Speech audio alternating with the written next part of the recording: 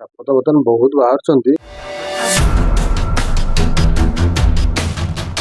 ଘର ଭିତରେ ମୂଷା, ବେଙ୍ଗ ଏସବୁକୁ ରହିବାକୁ ଜମା ଦିଅନ୍ତୁ ନାହିଁ। କାର ଫ୍ରିଜ ଭିତରେ, ଏସି ଭିତରେ, ବାଇକ୍ ଭିତରେ, କାର ଭିତରେ, ଘରର କାନ୍ଥ ସାଇଡରେ, ଖଟ ଉପରେ ସବୁ ଜାଗାରେ ସାପ ପଶି ଯାଉଛନ୍ତି। ଅକାରଣେ ଅସାବଧାନତା ଯୋଗୁଁ ଅନେକ ଜୀବନ ଚାଲିଯାଏ। ବର୍ଷା ଋତୁର ଆଗମନରେ ସାପମାନେ ନିଶ୍ଚିତ ଭାବରେ ବାହାରକୁ ବାହାରିଥାନ୍ତି, ଯାହା ପାଇଁ ଅନେକ ଗୁଡ଼ିଏ ଜୀବନ ଯାଏ। ଲୋକମାନେ ବିଲବାଡ଼ିରେ ଯେତେବେଳେ କାମ କରନ୍ତି ବା ଘର ବାଡ଼ିରେ ଯେତେବେଳେ ସେମାନେ କିଛି କାର୍ଯ୍ୟ କରନ୍ତି, ସାପମାନଙ୍କ ବିଚରଣକୁ ବା ରହିଥିବା ଅବସ୍ଥାକୁ ସେମାନେ ଲକ୍ଷ୍ୟ କରିପାରନ୍ତି ନାହିଁ, ଯାହାଫଳରେ ଅନେକ ଜୀବନ ମଧ୍ୟ ଯାଏ। ସାଧାରଣତଃ ରାତି ହେଲେ ଏହି ସାପମାନେ ବିଚରଣ କରିଥାନ୍ତି ଏବଂ ଯେଉଁ ସାପମାନେ ସବୁ ଥାଆନ୍ତି ବର୍ଷା ଦିନେ ତାଙ୍କ ଗାତରେ ପାଣି ପଶିଲେ ସେମାନେ ବାହାରକୁ ବାହାରିଥାନ୍ତି। ଏବେ ସାପ ଯେଉଁ ସବୁ ସ୍ଥାନ ଗୁଡ଼ିକରେ ଲୁଚି ରହିଥାଏ ବା କାହା ଘରେ ଯେତେବେଳେ ସାପ ପଶିଥାଏ, ଲୋକମାନେ ସେତେବେଳେ ସାପ ଉଦ୍ଧାରକାରୀ ଦଳ ବା ସ୍ନେକ୍ ହେଲ୍ପଲାଇନ୍ ସଦସ୍ୟଙ୍କୁ ଖୋଜିଥାନ୍ତି। ଯାଜପୁର ଜିଲ୍ଲାରେ ସେହିଭଳି ଜଣେ ସ୍ନେକ୍ ହେଲ୍ପଲାଇନ୍ର ଯୁବ ସଦସ୍ୟ ମଣିଭଦ୍ର ମଲ୍ଲିକ ଆମ ସହିତ ଆଜି ଯୋଡ଼ି ହୋଇଛନ୍ତି।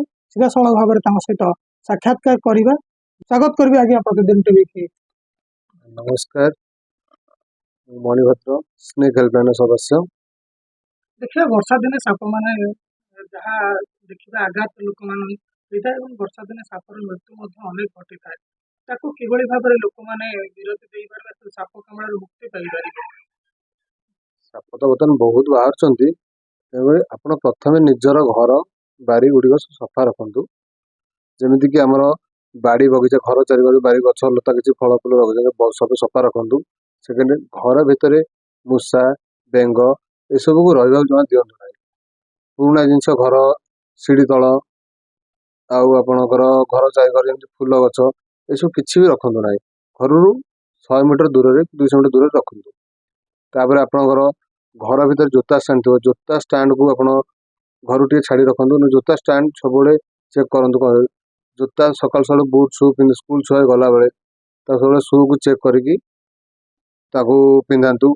ସେକେଣ୍ଡ, ଆପଣ ରାତିରେ ଶୋଇଲା ବେଳେ ମଶାରୀ ଟାଙ୍ଗି ଶୁଅନ୍ତୁ। ପ୍ରଥମ କରି ମଶାରୀ ଟାଙ୍ଗି ସମସ୍ତେ ଶୁଅନ୍ତୁ। ତଳେ ଶୁଅନ୍ତୁ ନାହିଁ, ଖଟ ଉପରେ ଶୋଇବାକୁ ଚେଷ୍ଟା କରନ୍ତୁ। ଯଦି ବି ତଳେ ଶୋଉଛନ୍ତି ଆପଣ, ତାହେଲେ ମଶାରୀ ଟାଙ୍ଗି ପୁରା ଶୁଅନ୍ତୁ। ତାପରେ ଆପଣଙ୍କର ଘର ଚଟାଣରେ ଶୋଇଲା ବେଳେ ଘର ଚାରିକର ପୁରା ସଫା ରଖିକି ଶୁଅନ୍ତୁ। ଦେଖିବା ସାଧାରଣ ଗରିବ ଶ୍ରେଣୀର ଲୋକମାନେ ନିଜର ଜାଳେଣୀ ଯେଉଁ ଜିନିଷ ଅଛି ସେମାନେ ଗଚ୍ଛିତ କରି ରଖିଥାନ୍ତି ତାଙ୍କ ବାଡ଼ିରେ ବା ଘର ଗୁଡ଼ିକରେ। ଦେଖିବା ସେଇ ଜାଳେଣୀ ଗୁଡ଼ିକ ଯେତେବେଳେ ସେମାନେ ଆଣିବା ପାଇଁ ଯାଇଥାନ୍ତି ଅସାବଧାନତା ଅବଲମ୍ବନ କରିଥାନ୍ତି ଏବଂ ଯାହାଫଳରେ କେତେକାଂଶ ଲୋକ ମଧ୍ୟ ସାପ କାମୁଡ଼ାର ଶିକାର ହୋଇଥାନ୍ତି।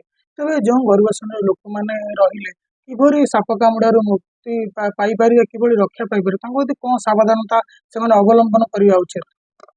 ବର୍ତ୍ତମାନ ବର୍ଷା ଦିନ, ପ୍ରତିଦିନ ସାପ ତ ଧରା ଯାଉଛି। ପ୍ରତିଦିନ ସମସ୍ତଙ୍କ ଘରେ, କାର ଫ୍ରିଜ ଭିତରେ, ଏସି ଭିତରେ, ବାଇକ୍ ଭିତରେ, କାର ଭିତରେ, ଘରର କାନ୍ଥ ସାଇଡରେ, ଖଟ ଉପରେ ସବୁ ଜାଗାରେ ସାପ ପଶି ଯାଉଛନ୍ତି। ତେଣୁକରି ଆପଣ ଘର କାନ୍ଥ କର ଚାରିକର ସଫା ରଖନ୍ତୁ। ଘରେ ପୁରୁଣା ଜିନିଷ କିଛି ବି ରଖନ୍ତୁ ନାହିଁ। ଯେଉଁ ଜିନିଷ ଆବଶ୍ୟକ ନାହିଁ ସେ ଜିନିଷକୁ ଆପଣ ପୁରା ଫୋପାଡ଼ି ଦିଅନ୍ତୁ। ଆଉ ଆପଣଙ୍କର ଘର ଯେଉଁ ଗାଡ଼ି ରଖୁଛନ୍ତି, ଆଉ ରୋଷେଇ ଘର, ସେ ଆପଣ ଖଟ ସାଇଡ୍, ଖଟକୁ ଜମା କାନ୍ଥ କରୁ ଲଗେଇ ରଖନ୍ତୁ ନାହିଁ। କାନ୍ଥରୁ 100 କିଛି ଡିଷ୍ଟାନ୍ସ କାନ୍ଥ ଘରୁ ରଖନ୍ତୁ। ଏମିତି ବହୁତ ଗୁଡ଼ାଏ ସଚେତନରେ ଆପଣ ଦେଖିବା ଯେମିତି ଜଣେ ବିଷଧର ଯୋଉ ସାପ ଯେମିତି ରହିଲେ କୁହନ୍ତୁ ରଣା ସାପ କି ଚିତି ସାପ, ସେ ସାଧାରଣତଃ କାମୁଡ଼ି ଦେଲେ ଜଣା ପଡ଼େ ନାହିଁ। ଛୋଟ ଛୁଆ ମଧ୍ୟ ବି ଜାଣି ପାରିନଥାନ୍ତି, ତାଙ୍କର ଅକାଳରେ ତାଙ୍କର ଜୀବନ ଚାଲିଯାଏ। ତେବେ ଆମେ କିଭଳି ଭାବରେ ଜାଣିବା ଯେ ଆମକୁ ସାପ କାମୁଡ଼ିଛି ବୋଲି ଆମେ କିଭଳି ଭାବରେ ଜାଣିପାରିବା? ଯଦି ବି ଆପଣଙ୍କୁ ରାତିରେ, ପ୍ରାୟତଃ ରାତିରେ ସମସ୍ତ ସାପ କାମୁଡ଼େ, ଦିନରେ କେବଳ ଲୋକ ସାପକୁ ଦେଖନ୍ତି, କିନ୍ତୁ ରାତିରେ ଶୋଇଲା ବେଳେ ସାପମାନେ ଘର ଭିତରେ ପଶିଯାଆନ୍ତି। କିଛି ମୂଷା କି ବେଙ୍ଗ ସେସବୁ ଖାଇବା ପାଇଁ ପଶିଯାଆନ୍ତି। ଆପଣ ସାପ କାମୁଡ଼େ ଯଦି ବି ଡାଉଟ୍ କରୁଛନ୍ତି, ତାହେଲେ ତୁରନ୍ତ ମେଡ଼ିକାଲ ଯାଆନ୍ତୁ। ଗୁଣିଆ ପାଖକୁ ଯାଆନ୍ତୁ ନାହିଁ, କି ଆପଣଙ୍କର ଝଡ଼ାଝଡ଼ି, ଭଲ ମନ୍ଦ, ମନ୍ଦିର ପାଣି ଢଳାଢଳି ଏସବୁ ନ କରି ତୁରନ୍ତ ଆପଣ ମେଡ଼ିକାଲ ଯାଆନ୍ତୁ। ମେଡ଼ିକାଲ ଗଲା ପରେ ଡକ୍ଟର ସହାୟତା ନିଅନ୍ତୁ। ଡକ୍ଟର ଯାହା କହିବେ ଆପଣ ତାଙ୍କ କଥା ମାନନ୍ତୁ। ମାନିଲା ପରେ ସେ ଆପଣଙ୍କୁ ଇଞ୍ଜେକ୍ସନ ଦେବେ କି କ'ଣ କରିବେ ସେମାନେ ବୁଝିବେ। ତାଙ୍କ ଡକ୍ଟରଙ୍କ ଦାୟିତ୍ୱ ଏସବୁ। ଆମ କାମ କେବଳ ଆମେ ଯାଇ ଡକ୍ଟର କତିରେ ଏତେ ଶୀଘ୍ର ପହଞ୍ଚି ପାରିବା। କେମିତି ପହଞ୍ଚିବା ନା, ଗଲାବେଳେ ବହୁତ ଗୁଡ଼ାଏ ନିୟମ ଅଛି। ଯେମିତି ଆମ ବାଇକ୍ରେ ନେଲା ବେଳେ ଆପଣ ବାଇକ୍ରେ ନେଇ ଯାଉଥିବେ ତାଙ୍କ ଗୋଡ଼ ଘୁଷୁରି ହେଇଯାଉଥିବ କି ଆପଣଙ୍କର ଯୋଉ ଲୋକକୁ କେମିତି କ'ଣ ଟ୍ରିଟମେଣ୍ଟ କରାଯିବ, ଫାର୍ଷ୍ଟ ଏଡ୍ କେମିତି ପ୍ରଥମେ ଫାର୍ଷ୍ଟ ଏଡ୍ କରିବା ପାଇଁ ଫାର୍ଷ୍ଟ ଏଡ୍ କେମିତି କରିନେବା ସେ ବିଷୟରେ ବହୁତ ଗୁଡ଼ାଏ ଜାଣିବାର ଅଛି। ଦେଖିବା ଜଣେ ସାପ ଧର ଛୋଟ ଦୋସ୍ତଙ୍କୁ କାମୁଡ଼ି ଦେଲା, ସେ ଫାଷ୍ଟ ଏଡ୍ ଚିକିତ୍ସା ସେ କ'ଣ ପ୍ରାଥମିକ ଚିକିତ୍ସା କ'ଣ କରିବେ? ଯଦି ଆପଣଙ୍କୁ ପ୍ରଥମେ ସାପଟେ କାମୁଡ଼ି ଦେଉଛି ଆପଣ ଦେଖୁଛନ୍ତି ସାପ କାମୁଡ଼ି, ତାହେଲେ ହାତରୁ ଟିକେ ଛାଡ଼ିକି ଘରେ କ୍ରିପ୍ ବ୍ୟାଣ୍ଡେଡ୍ ଗାମୁଛା ଓନି ଯାହା ବି ଥିବ ତାକୁ ପତଲା କରି ଏମିତି ଗୋଡ଼େଇ ଯେମିତି ହାତ ଭାଙ୍ଗି ଗଲା ପରେ ସେମିତି ଗୋଡ଼େଇକି ଛାତିରେ ରଖିକି ତୁରନ୍ତ ତାକୁ ମେଡ଼ିକାଲ ନେଇଯାଆନ୍ତୁ। ସାପ କାମୁଡ଼ିଲେ ଆପଣଙ୍କର ଯଦି ହଳଦୀ ହଉ କି ବରଫ ହଉ ସାବୁନ ଫାବୁନ ଧୁଆ ଧୋଇ ତାକୁ କି ଚୁଚୁମି ଦେଲେ ବାହାରିଯାଏ ସାପ ବିଷ, ସେସବୁ ନ କରି କାଟିଦେଲେ ସାପ ବିଷ ପଳାଏ, ସେଗୁলো କିଛି ବି କରନ୍ତୁନି, ଆପଣ ତୁରନ୍ତ ମେଡ଼ିକାଲ ଯାଆନ୍ତୁ।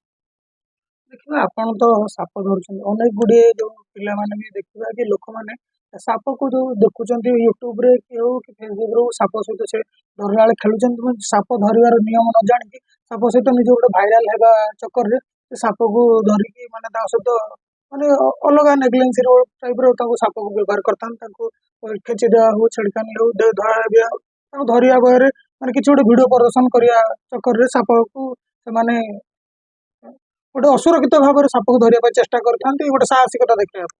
ସେଇଟା ତ ଆପଣଙ୍କର ବନ ବିଭାଗ ପ୍ରଥମେ ମନା କରିଛି ଯେ ଆପଣ ସୋସିଆଲ ମିଡ଼ିଆରେ ସାପକୁ ନେଇ କିଛି ବି କରିପାରିବେ ନାହିଁ, ସେଟା କଲେ ଆପଣ ଆରେଷ୍ଟ ହେଇଯାଇପାରନ୍ତି। ତେଣୁକରି ସେଟା ଆକ୍ଟ ଅନୁସାରେ ବହୁତ ଗୁଡ଼ାଏ ନିୟମ ଅଛି, ସେଥିପାଇଁ ପୁରା ବନ୍ଦ ସେଟାକୁ।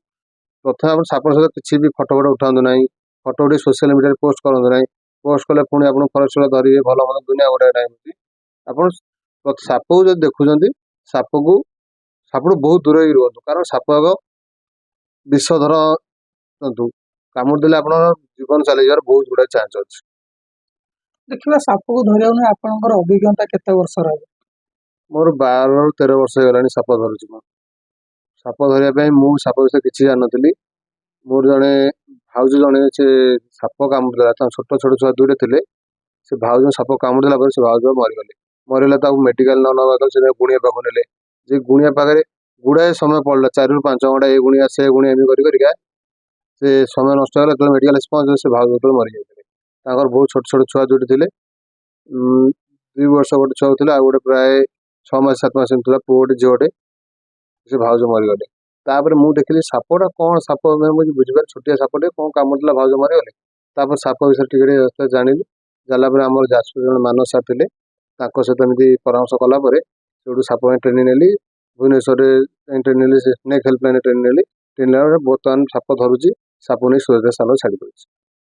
ଦେଖିବେ ଆପଣଙ୍କର ଛୋଟ ଦୋକାନ ଗୋଟେ ଅଛି ମଣି ଆର୍ଟ୍ସ ବୋଲି ବସଷ୍ଟାଣ୍ଡ ମଧ୍ୟରେ, ତାକୁ କେତେବେଳେ ସମୟ ଦଉଛନ୍ତି, ଆଉ ଲୋକମାନେ ଯେତେବେଳେ ଫୋନ କରୁଛନ୍ତି ଆପଣ କିଭଳି ଭାବରେ ସମୟ ଦଉଛନ୍ତି ଯେ ଏତେ ମାନେ ନିଜକୁ ଗୋଟେ ବିଜି ସିଡ୍ୟୁଲ ଭିତରେ କିଭଳି ଭାବରେ ଏଇ କାମ କରିବା ପାଇଁ ଆପଣ ସକ୍ଷମ ହେଇପାରୁଛନ୍ତି?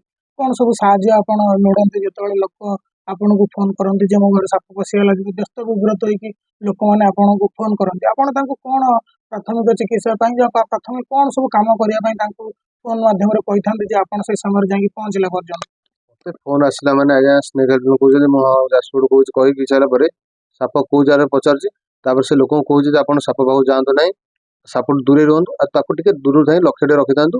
ମତେ ଫୋନ କଲା ମାନେ ମୋର ଯେତେ ବି ଗୁଡ଼ାଏ କାମ ଥିବ, ଲୋକ ଥାନ୍ତୁ ଯାହା ଥାନ୍ତୁ, ମୋ ଦୋକାନ 2ରୁ 3 ପିଲା କାମ କରୁଛନ୍ତି, ସେମାନଙ୍କୁ କାମ ଦାୟିତ୍ୱ ଦେଇଦେଇ ମୁଁ ସାଙ୍ଗେ ସାଙ୍ଗେ ବାହାରି ଯାଏ, ଯାଇକି ସାପ ପାଖରେ ପହଞ୍ଚେ ଏବଂ ସାପକୁ ଉଦ୍ଧାର କରି ପୁଣି ତାର ସୁରକ୍ଷିତ ସ୍ଥାନରେ ସଙ୍ଗେ ସାଙ୍ଗେ ଛାଡ଼ିଦିଏ।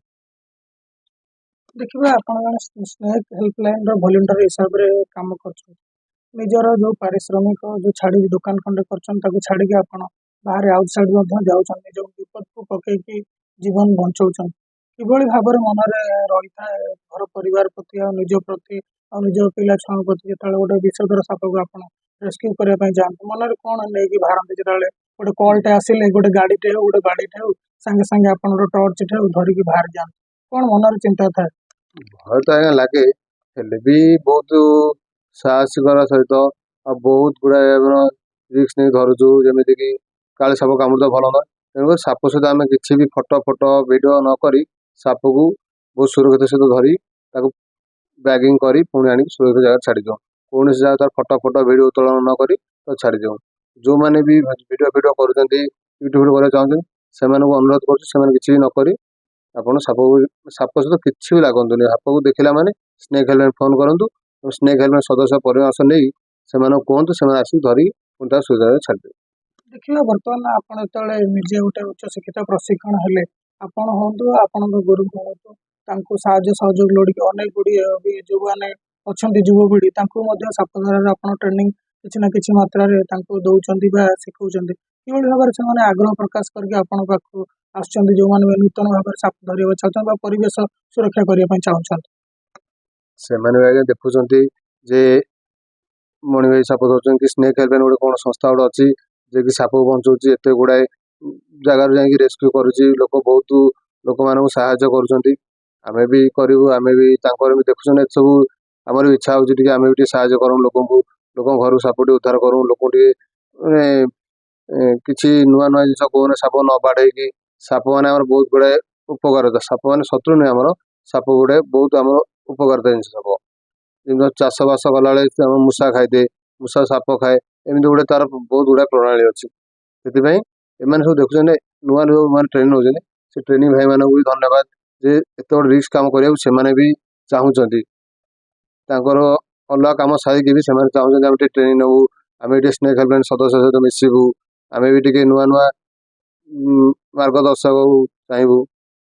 ଦେଖିବା ବର୍ତ୍ତମାନ ପରିସ୍ଥିତିରେ ଯେଉଁ ଆମ ଅଞ୍ଚଳରେ ଯେଉଁ ସାପ କାମୁଡ଼ା ଯେଉଁ ସବୁ ଆସୁଛି, କେସ୍ ଗୁଡ଼ିକ ଆସୁଛି, ଯାଜପୁର ରୋଡ଼ ମେଡ଼ିକାଲରେ ପୂର୍ଣ୍ଣ ମାତ୍ରାରେ ଯାଜପୁର ରୋଡ଼ ଗୋଷ୍ଠୀ ସ୍ୱାସ୍ଥ୍ୟ କେନ୍ଦ୍ରରେ ସମସ୍ତ ପ୍ରକାର ସୁବିଧା ସୁଯୋଗ ଲୋକମାନେ ପାଇପାରୁଛନ୍ତି। ହଁ ହଁ, ସବୁ ସୁବିଧା ତ ଅଛି, ସବୁ ମେଡ଼ିକାଲରେ ଆପଣଙ୍କର ASB ଇଞ୍ଜିନିୟର ଅଛି, ସେମାନେ ଯାଜପୁର ଯେତିକି କରିବା କରିକି ପୁଣି ଯାଜପୁର ଟାଉନ୍ ପଠାଉଛନ୍ତି, ନହେଲେ ଆପଣ କଟକ ରେଫର କରୁଛନ୍ତି, ସେମାନେ ଡକ୍ଟର ତାଙ୍କ କାମ କରୁଛି। ଲୋକମାନେ ସଚେତନ ହେଲେ ଡକ୍ଟର ସାପ କାମୁଡ଼ିଲା ମାନେ ମେଡ଼ିକାଲ ଯଦି ପହଞ୍ଚିଯିବେ, ଡକ୍ଟର ତାର ସାପ କାମ କରିବେ। ଦେଖିବା ତୁରନ୍ତ ବର୍ତ୍ତମାନ ଯଦି କୌଣସି ପ୍ରକାର ସାପ କାମୁଡ଼ା କେସ୍ ଆସେ ଆମର ଅଞ୍ଚଳ ହଉ ବା ଅଞ୍ଚଳ ବାହାରେ ହଉ, ଲୋକମାନେ କିଭଳି ଭାବରେ ସହାୟତା ନେଇପାରିବେ ସ୍ନେକ୍ ହେଲ୍ପଲାଇନ୍ର? ସ୍ନେକ୍ ହେଲ୍ପଲାଇନ୍ ଆପଣ ଗୁଗୁଲରେ ଡାଇରେକ୍ଟ ସର୍ଚ୍ଚ କରିବେ, ସ୍ନେକ୍ ହେଲ୍ପ ନମ୍ବର ମାରିଲେ ଡାଇରେକ୍ଟ ଆପଣଙ୍କର ନମ୍ବର ଆସିବ, ଫୋନ୍ କଲା ମାନେ ଯାଜପୁରରେ ମୋ ନମ୍ବର ଆସିବ, ସ୍ନେକ୍ ହେଲ୍ପଲାଇନ୍ ସୁବେନ ସାର୍ ନମ୍ବର, ସେ ନମ୍ବର ଫୋନ୍ କଲେ ମୋ ନମ୍ବର ଦେଇଦେବେ, ନହେଲେ direct Jajpur district snake helpline ମୋ ନମ୍ବର ଆସିଯିବ ଆପଣଙ୍କର। ଆପଣ ଦେଖୁଥିଲେ ଆମେ କଥା ହେଉଥିଲେ ଯାଜପୁର ଜିଲ୍ଲାର ଜଣେ ସୁନାମଧନ୍ୟ ସ୍ନେକ୍ ହେଲ୍ପଲାଇନ୍ର ସଦସ୍ୟ ମଣିଭଦ୍ର ମଲ୍ଲିକ, ଜଣେ ଯୁବକ ଅତି ଚତୁରତାର ସହିତ ବା ଅତି ପାରିଦର୍ଶିତାର ସହିତ ସେ ସାପକୁ ଧରନ୍ତି ଏବଂ ନିଃସ୍ୱାର୍ଥପର ଭାବରେ ସେ ସାପ ଧରିବା ସେବା ଦୀର୍ଘ 10 ବର୍ଷରୁ ଉର୍ଦ୍ଧ୍ୱ ହେବ ଯୋଗାଇ ଦେଇ ଆସୁଛନ୍ତି ଏବଂ ଅତ୍ୟାଧୁନିକ ଜ୍ଞାନକୌଶଳ ମାଧ୍ୟମରେ ଅତି ଉଚ୍ଚକୋଟୀର ଶିକ୍ଷକଙ୍କ ଦ୍ୱାରା ସେ ପ୍ରଶିକ୍ଷଣ ନେଇଛନ୍ତି। ଯଦି ଯେଉଁମାନେ ସାପ ଧରିବା ପାଇଁ ଚାହୁଁଛନ୍ତି ବା ସାପକୁ କୌଣସି ପ୍ରକାର ପ୍ରଶିକ୍ଷଣ ନେବା ପାଇଁ ଚାହୁଁଛନ୍ତି, ତାଙ୍କ ସହିତ ଯୋଗାଯୋଗ କରିପାରିବେ ଏବଂ ଯଦି ସାପ କାମୁଡ଼ା ଜନିତ କୌଣସି ପ୍ରକାର ଆପଣଙ୍କ କେସ୍ ଆସେ ତାଙ୍କ ସହିତ ମଧ୍ୟ ଯୋଗାଯୋଗ କରିପାରିବେ। ତେବେ ସାପ କାମୁଡ଼ିଲେ କିଭଳି ଭାବରେ ପ୍ରାଥମିକ ଚିକିତ୍ସା ନେଇପାରିବେ ଆମେ ତାଙ୍କ ସହିତ ଆଲୋଚନା ହେଉଥିଲୁ। ତେବେ ଦେଖିବା ଆଗାମୀ ଦିନରେ ସାପମାନଙ୍କୁ ନେଇ କୌଣସି ପ୍ରକାର ଯେପରି ଦୁର୍ଘଟଣା ନ ଘଟେ, କୌଣସି ପ୍ରକାର ସୋସିଆଲ ମିଡ଼ିଆରେ ପୋଷ୍ଟ ହେଉ କି ସାପଙ୍କୁ ନେଇକି କୌଣସି ପ୍ରକାର ଭାଇରାଲ ଭିଡ଼ିଓ କୌଣସି ବ୍ୟକ୍ତି ବିଶେଷ କରିବା ସଠିକ୍ ନୁହେଁ, ଏଥିପ୍ରତି ତାଙ୍କ ଜୀବନ ମଧ୍ୟ ଯାଇପାରେ।